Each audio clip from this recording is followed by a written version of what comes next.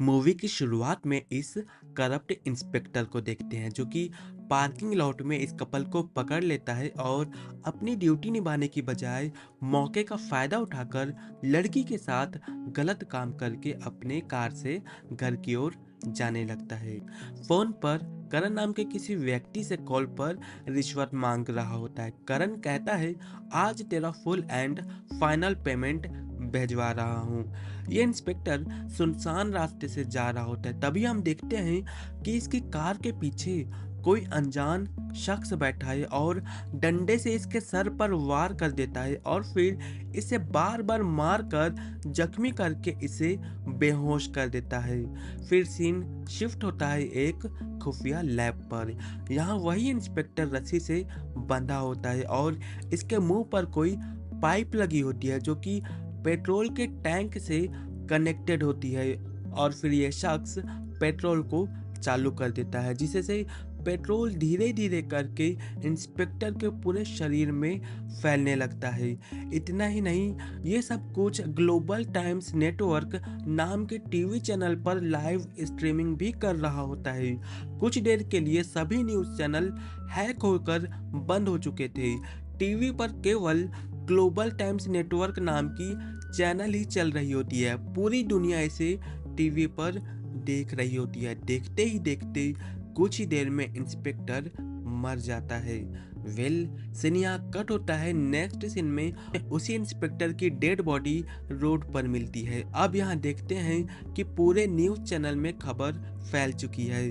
अब यहाँ एंट्री होती है राहुल ओबेरॉय की, जो कि ग्लोबल टाइम्स नेटवर्क का ओनर होता है, इसलिए इसे पुलिस स्टेशन बुलाया जाता है। लेकिन राहुल यहाँ आकर सभी पुलिस वालों को धमकाने लगता है कि तुम्हारी हिम्मत कैसे हुई मुझे इस तरह पुलिस स्टेशन बुलाने की। तभी यहाँ एंट्री होती है सीनियर इंस्पेक्टर कबीर देशमुख की। कबीर कहता है, आपके चैनल पर लाइव मर्डर हुए हैं सर। हमने आपके चैनल के बारे में पता किया है। आपका टीवी चैनल सही नहीं चल रहा था, इसलिए तुमने अपने चैनल पर लाइव मर्डर करवाया ताकि आपके चैनल की टीआरपी बढ़ जाए। लेकिन राहुल कहता है, मेरे पास और भी तरीके हैं अपने चैनल को प्रमोट करने के लिए। मैं पागल हूँ क्या जो ऐसा काम करूँगा? कबीर कहता है कि अगर तुमने नहीं किया तो किसने किया? ये इनके बीच काफ़ी बहस होती है। फिलहाल कोई सबूत नहीं होने की वजह से इंस्पेक्टर इसे छोड़ देता है। नेक्स्ट सीन में सिया को दिखाया जाता है जो कि राहुल के कंपनी की लीगल हेड होती है। यहाँ राहुल अपने स्टाफ पर गुस्सा कर रहा होता है कि सिया कहती है, मैं सब संभाल लूंगी, तुम्हें कुछ नहीं होगा। सीन यहाँ कट होता है। नेक्स्ट सीन में सिया के हस्बैंड रणवीर को देखते हैं। यहाँ एक सॉन्ग प्ले होता है। नेक्स्ट सीन में कबीर की टीम और राहुल की टीम में मीटिंग होती है जहां राहुल सिया को इंट्रोड्यूस करता है और मैक को, जो कि राहुल की कंपनी का टेक्निकल हेड होता है। यहाँ कबीर भी अपनी टीम को इंट्रोड्यूस करता है जहां रणवीर एक वकील है और राहुल के अगेंस्ट केस फाइल कर रहा है। मतलब दोनों हस्बैंड और वाइफ अलग अलग टीम में हैं। सिया राहुल को बचाना चाहती है और रणवीर राहुल को सजा दिलवाना चाहता है। अब यहाँ मैक प्रेजेंटेशन में सबको एक्सप्लेन कर रहा होता है कि किसी ने चैनल को हैक कर लिया था। कबीर पूछता है, इस तरह के हैकर को ट्रेस कैसे कर सकते हैं? मैक बताता है, इस हैकर को ट्रेस करना आसान नहीं है। अब कबीर उस इंस्पेक्टर के लास्ट कॉल की रिकॉर्डिंग सुन रहा होता है जो कि करण पारिक से बात कर रहा होता है पेमेंट के लिए। अब इंस्पेक्टर करण पारिक के बारे में पता करता है। तब पता चलता है कि करण मुंबई का रियल एस्टेट मैग्नेट है, गोवा का कसिनो किंग। इसके नाम पर कई सारे बिजनेस भी चल रहे होते हैं। कबीर सोचता है कि रमेश सरनायक एसीपी का करण पारिक के बीच क्या बात हो रही थी जिसकी वजह से इंस्पेक्टर करण से पैसे डिमांड कर रहा था। अब कबीर करण के पुराने केस को ओपन करता है। तब पता चलता है कि करण पर अपनी ही पत्नी रोहिणी पर मर्डर का आरोप लगा था, लेकिन करण अपने पैसे के बलबूते पर बच गया था। यहाँ कबीर रोहिणी के माँ बाप से भी पूछताछ करता है। अब कबीर रणवीर से केस के बारे में डिस्कशन कर रहा होता है। तब कबीर अपनी थ्योरी रणवीर को बताता है कि करण ने अपनी वाइफ का मर्डर किया और उसको एसीपी ने उसके केस को हैंडल किया होगा, फिर करण को ब्लैकमेल कर रहा था। शायद इस वजह से करण ने एसीपी का मर्डर करवा दिया, लेकिन उसे लाइव स्ट्रीम टीवी पर क्यों किया ये नहीं समझ में आ रहा। तब रणवीर बताता है कि राहुल और करण बहुत अच्छे दोस्त थे, लेकिन बिजनेस को लेकर उनके बीच झगड़ा हो गया था और करण ने पब्लिक में चैलेंज किया था कि वो राहुल को बर्बाद कर देगा। हो सकता है इसलिए उसने राहुल के ग्लोबल टाइम नेटवर्क के टीवी चैनल पर लाइव मर्डर किया हो। अब इंस्पेक्टर राहुल के ऑफिस आता है और राहुल का स्टेटमेंट मांगता है, जिससे वो करण को अरेस्ट कर सके और राहुल इसे स्टेटमेंट दे देता है। अब कबीर करण को गिरफ्तार करने इस होटल में आता है, लेकिन करण को भनक लग जाती है कि पुलिस उसे अरेस्ट करने आ रही है और वो फरार हो जाता है और ये लोग इस होटल में ढूंढ रहे होते हैं। लेकिन तभी फिर से उसी टीवी चैनल पर करण का लाइव मर्डर हो रहा होता है, जिस तरह मूवी की शुरुआत में इंस्पेक्टर का मर्डर हुआ था। कबीर की पुलिस टीम भी टीवी देख रहे होते हैं और कुछ नहीं कर पाते। करण को मार दिया जाता है। राहुल और सिया भी ये वीडियो देख रहे होते हैं। अब कबीर पर सवाल उठने लगते हैं कि कातिल खुलेआम लाइव स्ट्रीम करके इस तरह लोगों का मर्डर कर रहा है और पुलिस क्या कर रही है। अब कबीर यहाँ बोलता है कि जिस पर मर्डर का शक था उसका भी मर्डर हो चुका है और राहुल एक ही गलती दो बार तो नहीं करेगा।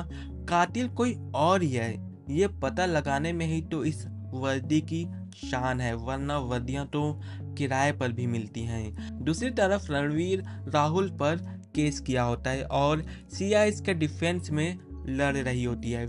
अब ये लोग घर में आकर भी लड़ रहे होते हैं, क्योंकि सिया राहुल का केस लड़ रही होती है और रणवीर कहता है कि तुम एक कातिल का साथ दे रही हो। दूसरी साइड कबीर को एक सुराग मिलता है जो कि करण, राहुल और एसीपी सरनायक को जोड़ता है।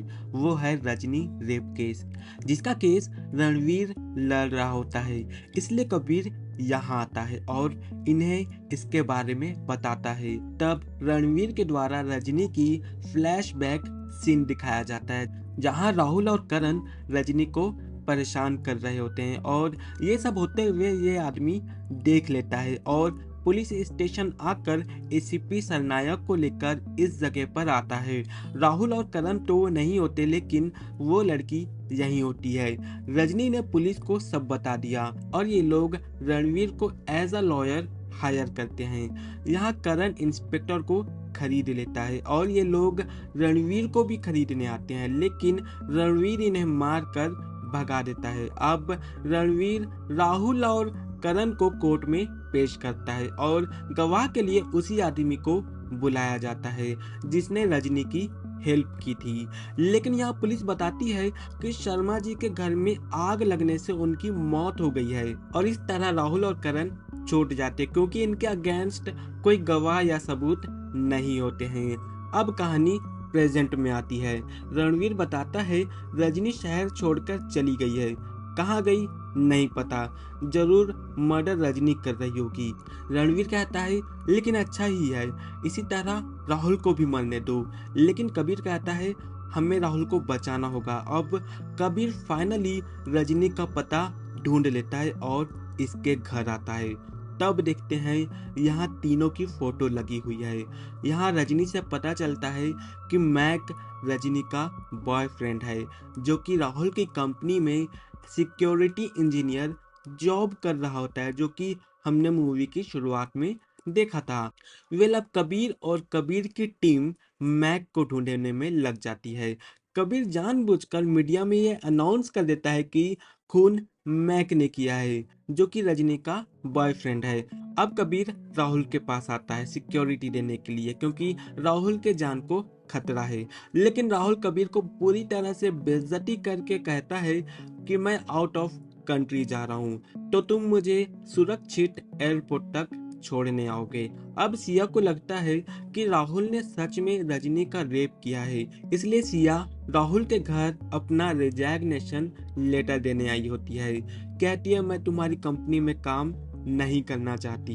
Well the next day Kabir Rahul को पूरी सिक्योरिटी के साथ एयरपोर्ट छोड़ने जा रहा होता है। रास्ते में राहुल डायबिटीज का इंजेक्शन लेता है जो कि उसके शुगर लेवल को कंट्रोल करता है और फाइनली राहुल को एयरपोर्ट छोड़कर वापस जाने लगता है। लेकिन अब हम देखते हैं कि एयरपोर्ट में राहुल की अचानक तबीयत बिगड़ गई। एयरपोर्ट में जो डॉक्टर्स होते हैं वो हेल्थ चेक करके बाद में कहते हैं राहुल को तुरंत हॉस्पिटल में भर्ती करना होगा, वरना जान जा सकती है। कबीर को भी इन्फॉर्म किया जाता है। कबीर अपनी गाड़ी की स्टीयरिंग घुमाकर वापस एयरपोर्ट की तरफ लेता है। लेकिन हम देखते हैं कि जो एम्बुलेंस राहुल को लेने आई थी उसका ड्राइवर कोई और नहीं बल्कि मैक ही है और राहुल को किडनैप करके ले जा चुका है। अब हम राहुल को उसी लैब में देखते हैं। राहुल भी कुर्सी से बंधा हुआ है। राहुल डरा हुआ है और मैक के सामने अपना जुर्म कबूल कर पैसे देने की बात करता है। लेकिन ये क्या, इसी वक्त सिया भी आ जाती है। यहाँ पता चलता है कि सारा प्लान सिया का ही है। इंस्पेक्टर को उस रात किडनैप करने वाला और करण को मारने वाली सिया ही थी और लाइव स्ट्रीम करके मर्डर करने वाली भी सिया ही थी। मैक तो बस सिया का साथ दे रहा था, लेकिन राहुल को समझ में नहीं आ रहा होता है कि सिया ने ऐसा क्यों किया। राहुल पूछता है मैंने तुम्हारा क्या बिगाड़ा है। तब सिया बताती है तुमने जिस आदमी को शॉर्ट सर्किट के जरिए मरवाया वो और कोई नहीं बल्कि मेरे पापा थे।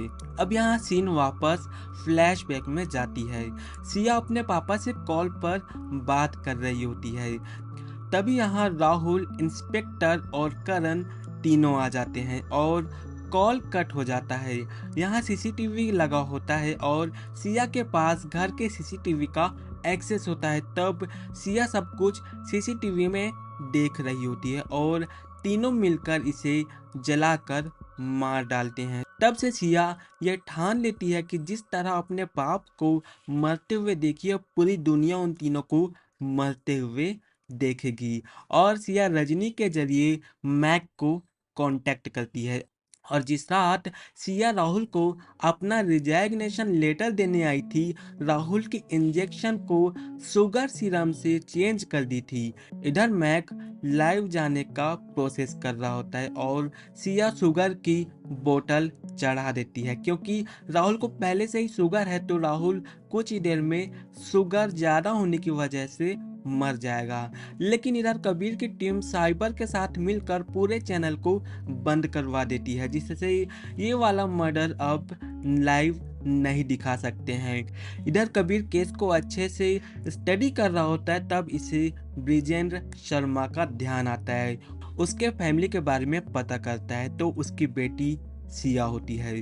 कबीर समझ जाता है कि ये सब सिया ही कर रही है और दूसरे साइड साइबर वाले उस लोकेशन को भी ट्रैक कर लेते हैं जहां से चैनल को हैक करके स्ट्रीम किया जा रहा होता है, मतलब यहाँ का एड्रेस। इधर राहुल मर रहा होता है कि मरते हुए सिया को एक राज की बात बताता है। कहता है हम सब तो एक मोहरे हैं, मास्टरमाइंड तो रणवीर है तुम्हारा हस्बैंड। अब सिया अंदर से टूट जाती है। अब सिया रणवीर को कॉल करके यहाँ बुला लेती है। तब सिया कहती है ब्रिजेंद्र शर्मा याद है। रणवीर शॉक्ड हो जाता है कि सिया कैसे जानती है। अब सिया लाइट्स ऑन करती है, दिखाती है मैंने ही तुम्हारे तीनों दोस्तों को मारा है। सिया कहती है मैं तुमसे बहुत प्यार करती हूँ, तुम्हें मारना नहीं चाहती, तुम अपने आप को सरेंडर कर दो। लेकिन रणवीर कहता है मैंने जो किया करियर के लिए किया। अब इनकी फ्लैशबैक स्टोरी दिखाई जाती है जहां राहुल और करण पैसे देकर रणवीर को खरीद लिए होते हैं। सीन प्रेजेंट में आता है। सिया कबीर को कॉल करके बुला लेती है। रणवीर जाने लगता है, लेकिन सिया रणवीर से फाइट करने लगती है। दोनों के बीच जबरदस्त फाइट होती है, लेकिन इसी वक्त कबीर आ जाता है। अब कबीर और रणवीर के बीच भी फाइट होती है। इधर सिया पीछे से रणवीर पर गोली मार देती है और रणवीर की मौत हो जाती है। नेक्स्ट सीन में हॉस्पिटल में, जहां कबीर केस क्लोज कर देता है, लेकिन सिया और मैक को अरेस्ट नहीं करता।